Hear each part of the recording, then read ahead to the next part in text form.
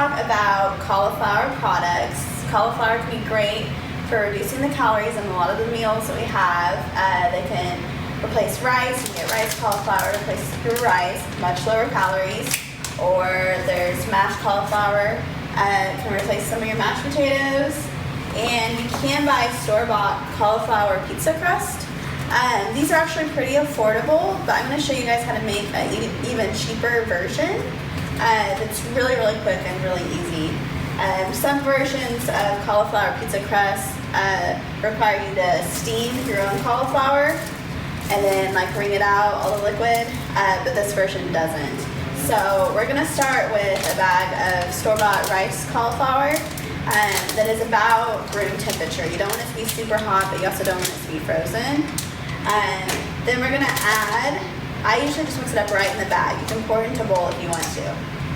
We're going to add a half a cup of flour. I'm going to use almond flour, but I've also used just a wheat flour. I've used brown rice flour or oat flour, which is just like oatmeal that's ground up. So we have almond flour going right in the bag. And then I'm going to do a half teaspoon of baking powder. And then a pinch of Celtic sea salt. And 1 egg.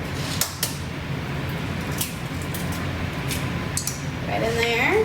And then we're just going to mix it up.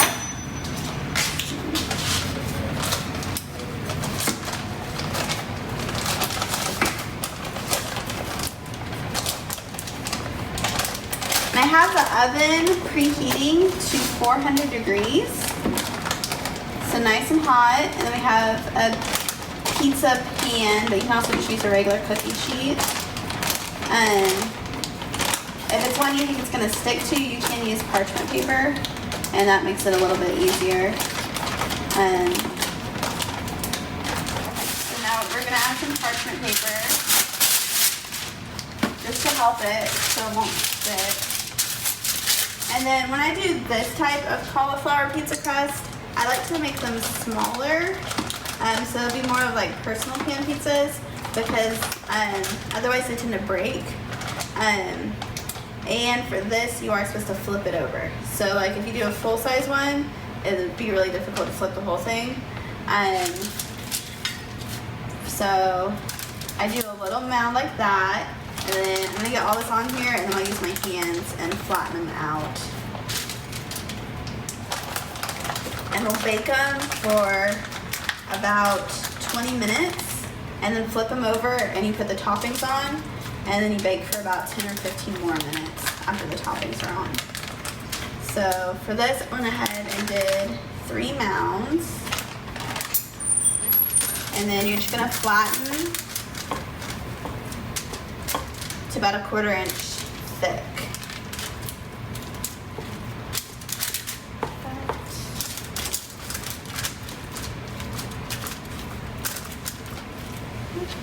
And then they'll go in the oven, and we'll check on them in about 20 minutes. Okay, so we just pulled the pizzas out of the oven, and I went ahead and flipped them over. So you can see this side is a little bit flatter.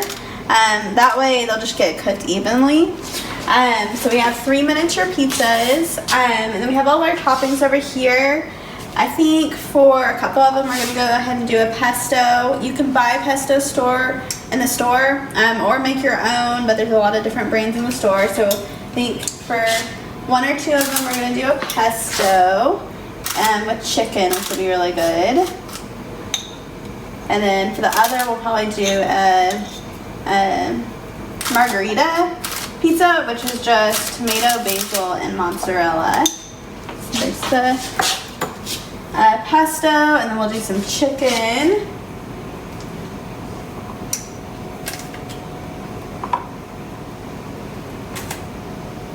And then this one, I'll just do some sliced tomato.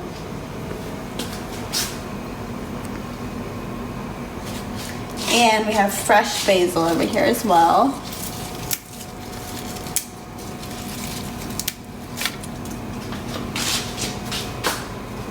And then all 3 of them I'll just go ahead and top with some cheese. And then these will go back in the oven about 10 minutes, but really just long enough to melt the cheese, however long that is.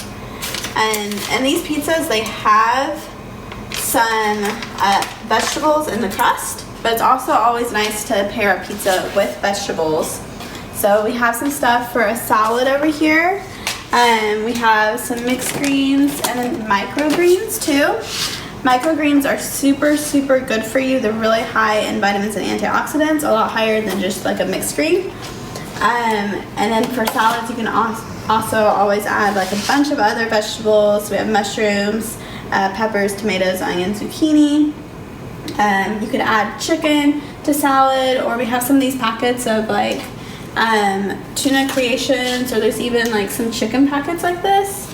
I take these with me a lot on the road because they don't have to be refrigerated. So if you're on the go, you can just stick one in your bag, and these are really great.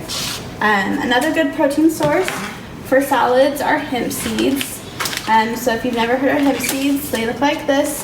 They're just kind of crunchy, kind of like a nut, but they're a little bit softer. And they do provide some protein and fiber. With salads, something we always want to mention is salad dressings. So salad dressings can be really good, but they can also ruin a salad. If you're having a really healthy salad, but then you put a half cup of ranch dressing on it, it's a lot of calories. So if you're trying to lose weight, that's not a good option. So we have kind of an order of worst to best. Classic ranch is not the best choice if you're wanting to lose weight. A Greek yogurt based ranch dressing would be a better choice. This is just another Greek yogurt based salad dressing, but you can also make your own ranch dressing with just using like Greek yogurt and milk or buttermilk in the ranch packet, or homemade like ranch blend. Other options are like a balsamic vinaigrette, or even just balsamic vinegar, which I really like just on my salad. So those are some different options. Again, salad can be really, really good for you, but you do have to choose the correct salad dressings and toppings.